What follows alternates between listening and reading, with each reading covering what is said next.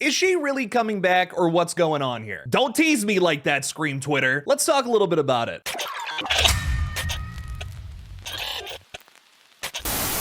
Hey everybody, I'm Killjoy Jake, and instead of having friends, I have horror movies. If you enjoy seeing updates on upcoming horror flicks, then make sure to like this video and subscribe for more videos just like this one. Also, the best way to support the page is by becoming a channel member or Patreon supporter, where you'll get bonus review videos. Patreon supporters even get to see exclusive trailer reactions. There's 2 new videos this week up already, by the way. I did a review on both influencer and influencers for all of my supporters, and then over on Patreon, you can see a new trailer reaction of the film Hokum. It scared the shit out of me, check it out. Thank you to everybody that keeps me in business. Now let's get into this. Getting into a quick little Paranormal Activity 8 update, it seems like the film has found its director. The franchise rebirth was first announced last week over at Blumhouse, with James Wan producing this time. Now it seems like the 8th installment has landed a director in Ian Tuason. THR stated about the up-and-comer, the Toronto-based writer-director made live-action VR horror shorts, which racked up millions of views on YouTube and even a showcase at South by Southwest. He then made a splashy debut this summer when his feature Undertone premiered at the 29th Fantasia International Film Festival, where it won the Audience Award for Canadian Movie. That Undertone movie is interesting because not only did A24 pick it up after its festival run,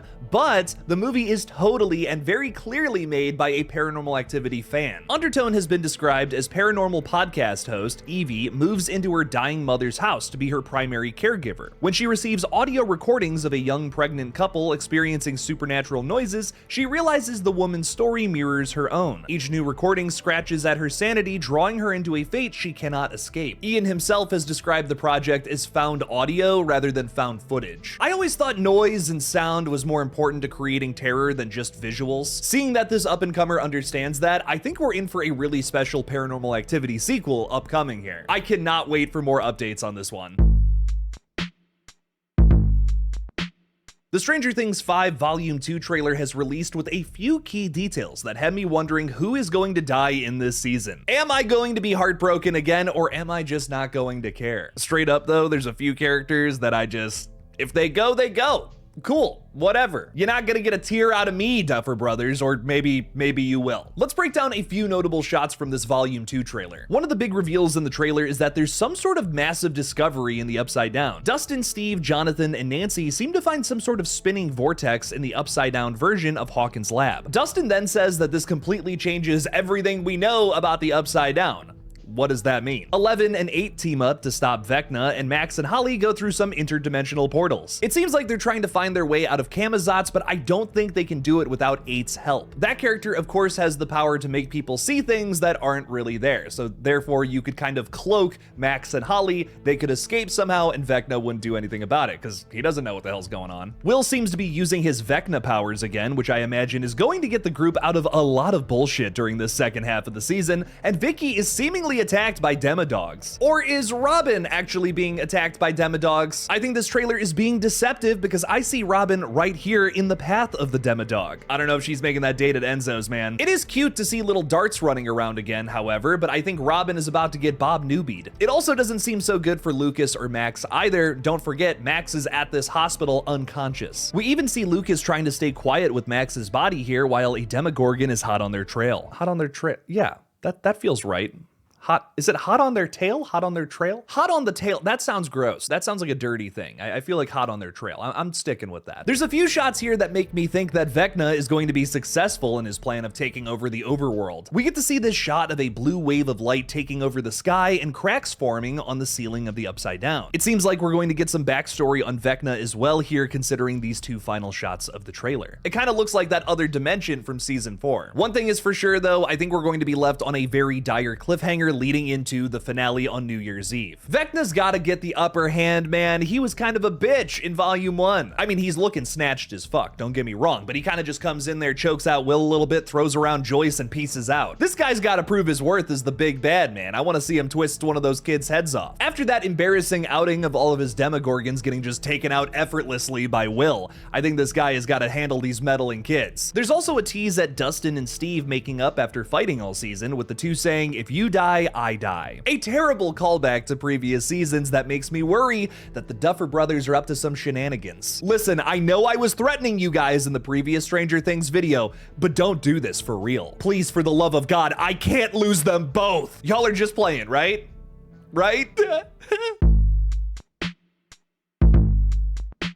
Finally getting into some Scream 7 updates, ladies and gentlemen, we only have good news today, which is so rare when it comes to Scream 7. Oh boy! This past weekend, Ice Nine Kills announced during their current tour that they're doing some sort of collab with Ghostface. My guess is that this collab is going to be very similar to what Ice Nine Kills did with Terrifier 3. They wrote a whole song for that film, an entire music video where Art the Clown even comes out and kills Catherine Corcoran again in the franchise, and it made Terrifier 3 feel like this big horror event. I imagine Scream 7 is probably going to try to replicate that success. Recently, frontman Spencer Charnas said that Ghostface was one of his favorite horror villains as well, specifically citing the fact that he likes it can be anyone underneath the mask, as well as the fact that it's self-referential. Considering that a work of art, the song that they wrote for Terrifier, was very much so about those movies in a lot of ways, I could see like whatever this song that they're cooking up for Scream 7 is going to be something similar. It's going to be all about Ghostface, a ton of different references to other horror movies that Scream has probably referenced before in the past, and it's going to have that campy, over-the-top energy that Ice Nine Kills brings to every single project. Love or hate these guys, they very clearly have a strong horror following. It's been a weird couple of months since the Scream 7 trailer came out. There really hasn't been much else marketing for this film at all. A big thing that I have been saying about Scream 7 is that they need to replicate the success of the previous two marketing campaigns for the last two films. Both Screams 5 and 6 went over the top with everything. I've said it multiple times, but I mean, leading into Screams 5 and 6,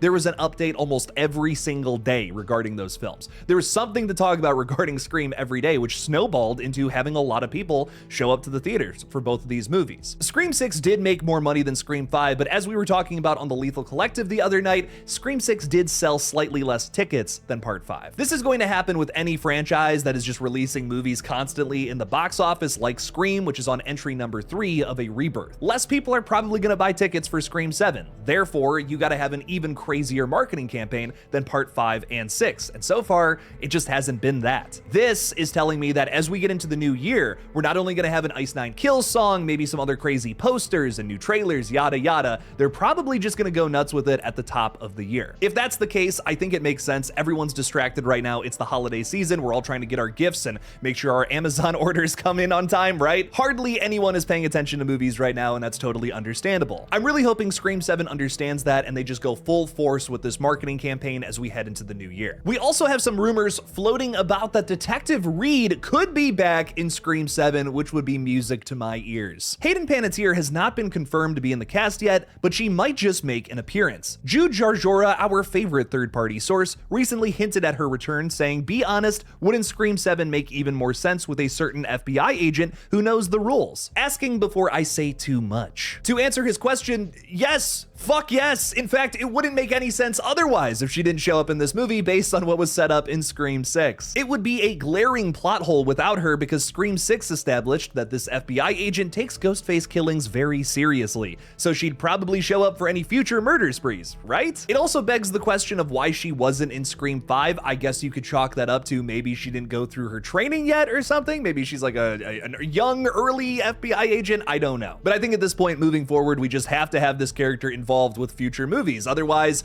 why set that up in Scream 6? A problem that I think the Scream franchise has is that it tries to build off of the previous entry every single time, and that kind of complicates the murder mystery element. It's something I'm really worried about with Scream 7, that we may just drop that entirely. These two things conflict, and I think it really comes down to the question of what is this franchise going to value moving forward? The fact that each entry builds on top of each other, or the fact that each entry needs to be a murder mystery with a new character underneath the mask? At a certain point, if you just keep bringing back legacy characters who would never become the killer, you're going to kill your own murder mystery before the movie even comes out. There is one more thing floating around, however, and if this is true, I have full faith in the murder mystery, man. There's a rumor right now that Ghostface's motive is to bring Sydney back into the story so that the fear of Ghostface can stay alive. This might be a killer who wants to see more stab movies get made based on real events about Sydney Prescott, or someone who just wants more organic Ghostfaces to stir up chaos. They might be a true crime junkie or someone who just wants to see the world burn. A big reason why this this could be a killer motive for this film is that it's self-aware. I know that there are a ton of Scream fans right now who are celebrating the fact that Sidney Prescott is coming back to the franchise, and it is very exciting to see the next chapter in her story, opposed to what they did with this character back in part 5, where she's kind of just shooting through doors, she's there for third act backup and not much else. That's exciting, but I think the general audience, majority of people, are going into this wondering, where the hell are Sam and Tara? Why are we focusing on Sidney Prescott again? And I think if you were to get inside the head of the majority of your audience members and say, this is why,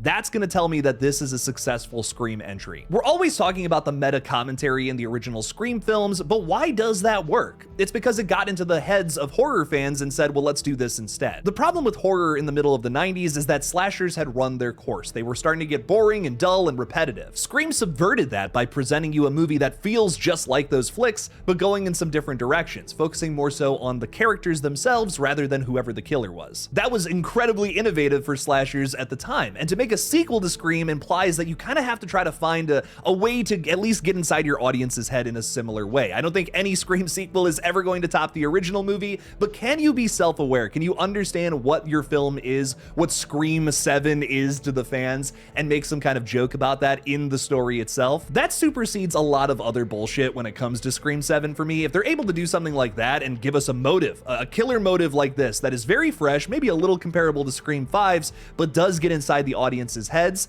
that could be something really special and make this movie stand on its own two damn feet. Please let this be more than a rumor. This would make Scream 7 so damn worth it. Lots of exciting updates today, ladies and gentlemen, but which one was your favorite? Let me know down in the comments below. Thank you all again for watching. Please subscribe, and as always, don't forget to kill it out there, y'all.